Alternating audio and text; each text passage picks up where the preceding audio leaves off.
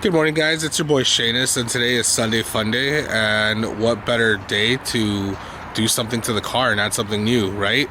So today it's nice and cool, and we got a brand new bulb install video for you.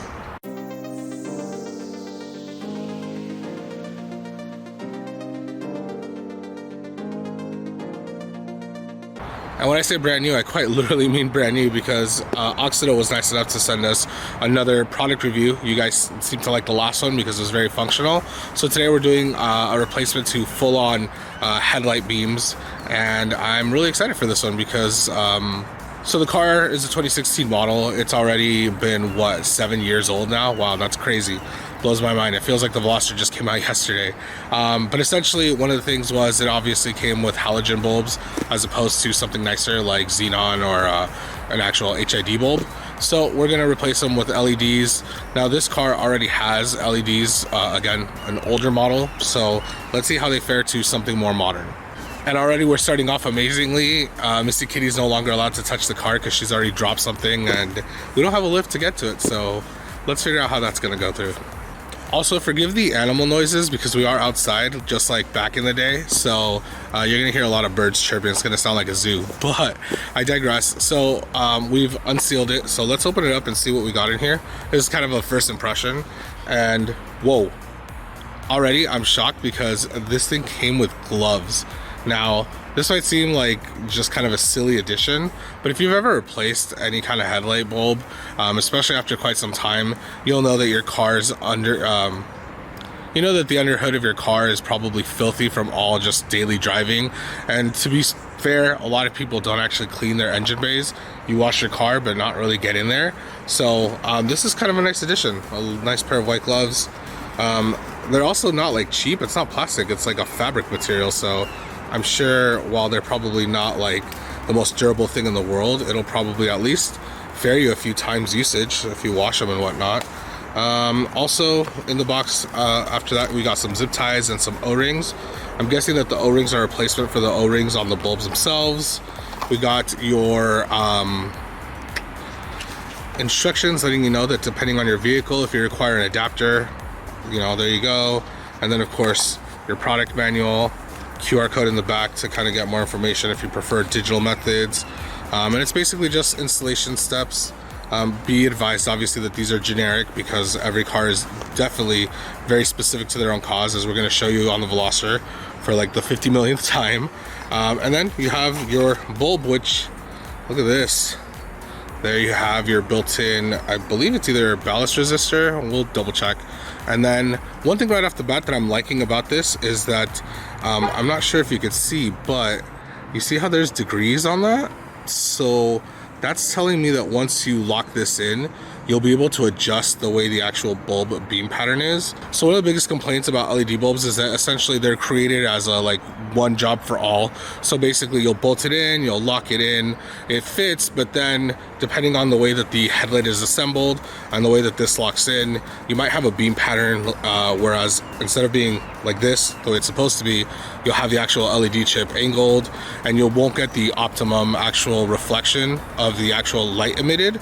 So there's that. Obviously they don't design for that because the halogen is just a circular output of light, as opposed to LEDs, you require the chips on either side, right? So that makes sense. Also, quick disclaimer, you might notice that this plug does not look anything like the one that you should be using on the Veloster. So the reason why this is different is, again, the Veloster Gen 1 here behind us actually has KDM headlights, which use an H7 bulb. The Gen 1 USDM headlight output uses an H11B, which is also a very particular, funny, quirky bulb. However, even if you get normal H11s, it's still, you're gonna have to finesse a little bit. So again, I'm not gonna go straight into it since there's already an install video. I'll link down below to that so you can kind of see the ins and outs of that. But H7, we're gonna put this in, and then we'll kind of go somewhere dark to see what the light output is. Hey, okay, so we are under the bay, under the bay. Actually, we're underneath the hood, and so I just want to show you where these bulbs go. I'm not doing a full install, but we've already removed one. Here's the dust cap, which goes, as believe it or not, you would think it's here, but this is actually the high beam. It's actually back here, and so normally because of that, I usually advise actually removing the bumper to be able to remove the headlight. because people like me have fat hands, so I can't really get in there. But fortunately, Missy Kitty has small hands and she's able to do this on her own. So maybe if you get some assistance, you might not need to remove your bumper. But anyways, as you can see, here's the actual plug socket for, in this particular case, the H7. And so the first thing that I just wanted to remind you is that it's an LED bulb. This is only where the electrical connector is going to go, not the bulb. The bulb is actually just going to lock straight into the housing, which is down here. And then just make sure that you reference which side is positive or negative. Fortunately, the connector does have a positive and negative to show you. This, unfortunately, on the back does not state. But, so before we start that, I was reminded that negative or ground is always black. So this yellow should be our positive, our power line. Silly me.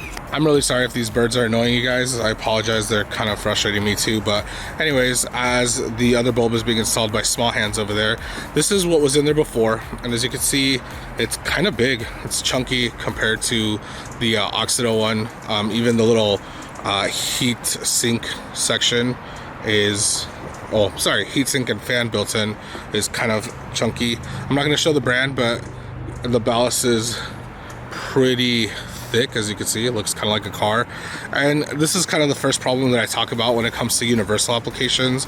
So here's the connector terminals, and like, while it's not a big deal, like, it's just, you know, it's not as simple and plug and play. I know that stuff like this does deter the average person from even doing something like this because it's too complicated. They assume, you know, I'm not going to mess with electronics, things like that. The other thing is, as you can see here, here's an adapter. So again, this is clearly a universal one to fit all kind of solution, and unfortunately that's not always the best case. You know, you have to slide this in here, kind of get it to fit. So here I have both, so you can see. And so already this is much smaller, same kind of chip, so you know, hopefully the output on this will be a little better, just due to the design and all. Fans also slimmer, as you can see, right? Like, there's the comparison. And then this obviously is not universal, this is already pre-placed on there. The nice thing is though, this will rotate, as you can see. Well, as you can see, you can see the tooth moves, so this will be rotatable again to get the beam output that you'd like. Technically you could do the same with this because it's universal, but as you can see, the plastic's already, the tooth or the teeth are already kind of like bent, just a difference in application. And then of course, comparing the ballast, so this is the Auxito one, right? And like, just when I do it like this, like, you see how chunky this is as opposed to this. Again, just build quality. Love the quality that Auxito you know, has placed. Definitely passionate when it comes to these particular products. You know, there's the fan and everything. I'm really excited to see how easy these go in compared to the other ones, and obviously the output. Also, just to show, is actually much easier to remove the whole headlight assembly. But due to the compact design, we were able to get the bulb and the harness and everything fit in here, so you can use the OE dust cap, which is kind of nice. Of course, if you rather not deal with all that and you rather have better heat dissipation and whatnot, you can buy aftermarket dust covers, and that'll solve that problem as well. All right, so don't give me any crap because it's daylight, but I did want to show you the difference in the beam pattern. So we're going to turn on the headlights real quick. And again, we can see a very large difference already. So this is the old bulb, and for whatever reason, it's on right now. It's very dim. You can see that, those blinking, right? And then if you look at this one over here, which is the Auxito one, which is installed, like, it's so much brighter. And I know the camera's not doing the best job of picking that up, but like, you can see it, like, it's there, it's pretty bright. And then you have, like, it's just dimmer. It's weird. I thought it was the same chip, but you know what? I mean, what do I know? I don't know how to manufacture bulbs, so it might actually be a difference. So hopefully, I won't be able to get a full-on comparison at nighttime because we have to replace both, but hopefully that gives you an idea. And obviously we'll kind of compare it next to like the high beams, the DRLs, all that good stuff. Alright guys, so as you can see, we've changed the scenery. We're in the garage structure again. Forgive the echo, but just kind of pointing out why it's important to get the beam adjusted. So as you can see right here, again, the car's lowered and we're at a distance. The drop off is normal, but as you can see, this right here is pretty flat. This still needs to be slightly adjusted because it kind of dips lower. So that's what we're working on right now. This is more than likely why Auxito included the gloves in the box to begin with, to make sure that your beam, well, to make sure that you can adjust the beam pattern.